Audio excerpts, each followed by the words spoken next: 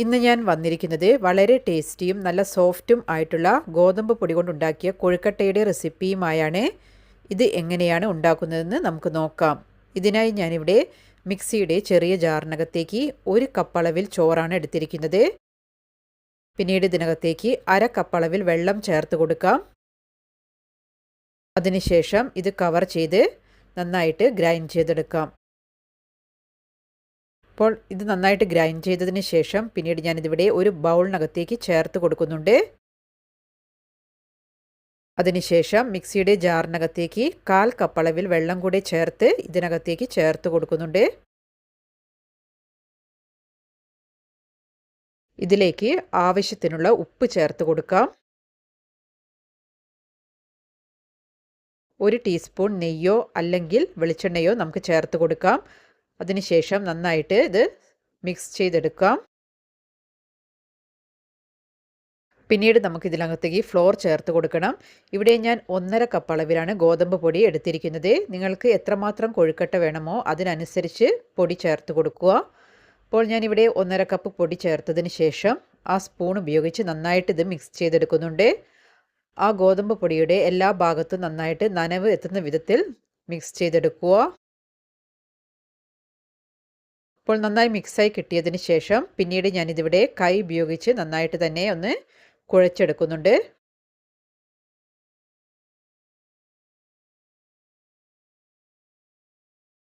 കുഴയ്ക്കുന്ന സമയത്ത് നിങ്ങൾക്ക് കുറച്ച് വെള്ളം അധികമാണെന്ന് തോന്നുകയാണെങ്കിൽ 1-2 ടേബിൾ സ്പൂൺ അളവിൽ ഗോതമ്പ് പൊടി ഈ സമയത്ത് ചേർത്ത് കൊടുത്താൽ മതി. ഞാനിതിലേക്ക് 2 ടേബിൾ സ്പൂൺ ഗോതമ്പ് പൊടി കൂടി ചേർത്തിട്ടാണ് ഇത് നന്നായിട്ട് കുഴച്ചെടുത്തിരിക്കുന്നത്. അപ്പോൾ ഇത് നന്നായി കുഴച്ച് ഉരുട്ടിയെടുത്തിട്ടുണ്ട്. പിന്നീട് ഇതിന് മുകളിലായിട്ട് കുറച്ച് നെയ്യ് തടവിയതിന് ശേഷം ഞാനിത് കവർ ചെയ്ത് കുറച്ച് സമയം റെസ്റ്റ് ചെയ്യാൻ മാറ്റി വെക്കുന്നുണ്ട്. ആ സമയത്ത് നമുക്ക് ഇതിന് വേണ്ട ഫില്ലിങ്സ് തയ്യാറാക്കാം.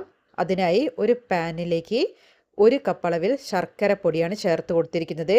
എൻ്റെ കയ്യിൽ ശർക്കരപ്പൊടി ഉള്ളത് കൊണ്ടാണ് ഈ സമയത്ത് പൊടി ചേർത്ത് കൊടുത്തിരിക്കുന്നത്. നിങ്ങളുടെ കയ്യിൽ ശർക്കര അച്ചാണ് ഉള്ളതെങ്കിൽ നിങ്ങൾ അതിനനുസരിച്ച് വെള്ളം ചേർത്ത് അത് ഉരുക്കിയെടുക്കുക. ഞാൻ ഇതിനകത്തേക്ക് 2 ടേബിൾ സ്പൂൺ വെള്ളം മാത്രമാണ് ചേർത്തിരിക്കുന്നത്. അതിനുശേഷം ഇത് നന്നായിട്ടൊന്ന് മിക്സ് ചെയ്തെടുക്കുന്നുണ്ട്.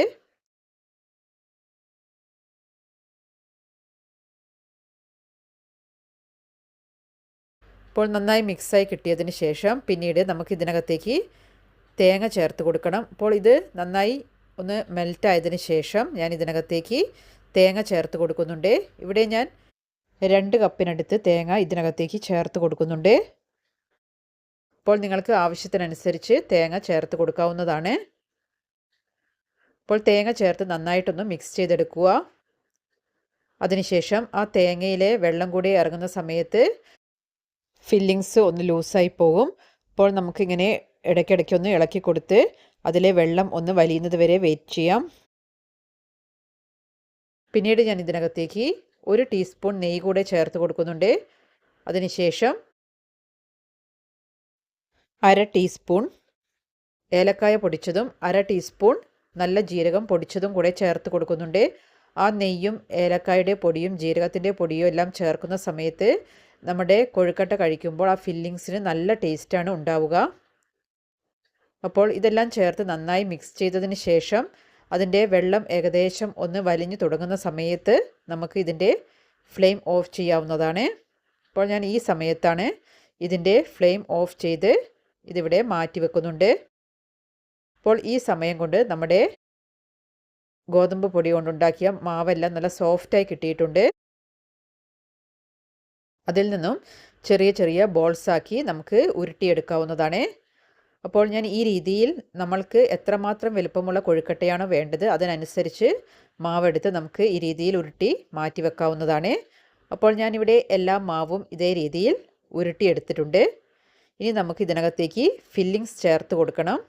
അപ്പോൾ അതിനായി ഞാനിവിടെ ഇത് ഓരോ ഉരുളയായിട്ട് എടുത്ത് നന്നായിട്ടൊന്ന് കുഴിച്ചു കൊടുക്കുന്നുണ്ട്. അതിനുശേഷം നന്നായിട്ടൊന്ന് പരത്തിയെടുക്കുന്നുണ്ട്. അതിനകത്തേക്ക് തേങ്ങാക്കൂട്ടി ഞാനൊന്ന് ഉരുട്ടിയെടുത്തിട്ടാണ് ഇതിനകത്തേക്ക് വെച്ച് കൊടുക്കുന്നത്. പിന്നീട് നമുക്ക് ആ ബാക്കി വരുന്ന പോർഷൻ കട്ട് ചെയ്ത് മാറ്റാവുന്നതാണ്. അതിനുശേഷം നമ്മുടെ കയ്യിൽ വെച്ച് നമുക്ക് നന്നായിട്ടൊന്ന് ഉരുട്ടിയെടുത്ത് കഴിഞ്ഞാൽ പുറം ഭാഗം നല്ല സോഫ്റ്റായി കിട്ടുന്നതാണ്.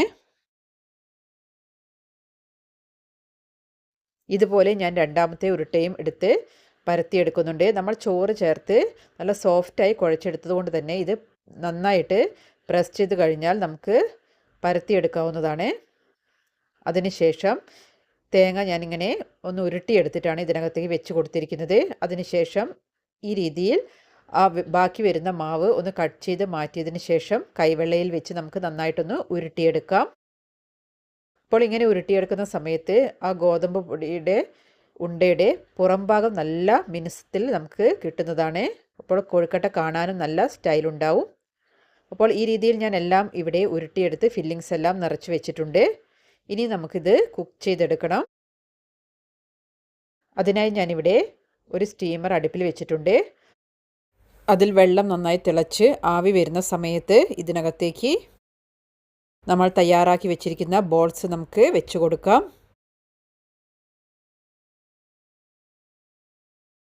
ഇപ്പോൾ സ്റ്റീമറിലെ തട്ട് വെക്കുന്ന സമയത്ത് അതിൽ കുറച്ച് എണ്ണ സ്പ്രെഡ് ചെയ്ത് കഴിഞ്ഞാൽ നമ്മൾക്ക് ഇതെടുക്കുന്ന സമയത്ത് തട്ടിൽ ഒട്ടിപ്പിടിക്കുകയൊന്നുമില്ല. അതിനുശേഷം ഇത് കവർ ചെയ്ത് കൊടുത്തിട്ടുണ്ട്. ഹൈ ഫ്ലെയിമിൽ 10 മിനിറ്റും മീഡിയം ഫ്ലെയിമിൽ 5 മിനിറ്റ് സമയവും കൂടെ ചേർത്തിട്ടാണ് ഞാൻ കുക്ക് ചെയ്തെടുത്തിരിക്കുന്നത്. അപ്പോൾ നമ്മുടെ വളരെ സ്വാദിഷ്ടമായ നല്ല സോഫ്റ്റ് ആയിട്ടുള്ള പഞ്ഞി പോലത്തെ കൊഴുക്കട്ട ഇവിടെ തയ്യാറായിട്ടുണ്ട്. നിങ്ങളെല്ലാവരും ഈ രീതിയിലൊന്ന് ട്രൈ ചെയ്ത് നോക്കുക. നിങ്ങൾക്ക് ഈ വീഡിയോ ഇഷ്ടമായിട്ടുണ്ടെങ്കിൽ ഫ്രണ്ട്സിനും ഫാമിലിക്കും എല്ലാം ഷെയർ ചെയ്ത് സപ്പോർട്ട് ചെയ്യുക. നിങ്ങൾ ആദ്യമായിട്ടാണ് ഈ ചാനലിലെ വീഡിയോ കാണുന്നത് എങ്കിൽ താഴെയുള്ള സബ്സ്ക്രൈബ് ബട്ടൺ ഒന്ന് പ്രസ് ചെയ്ത് ചാനൽ സബ്സ്ക്രൈബ് ചെയ്ത് വെക്കുക.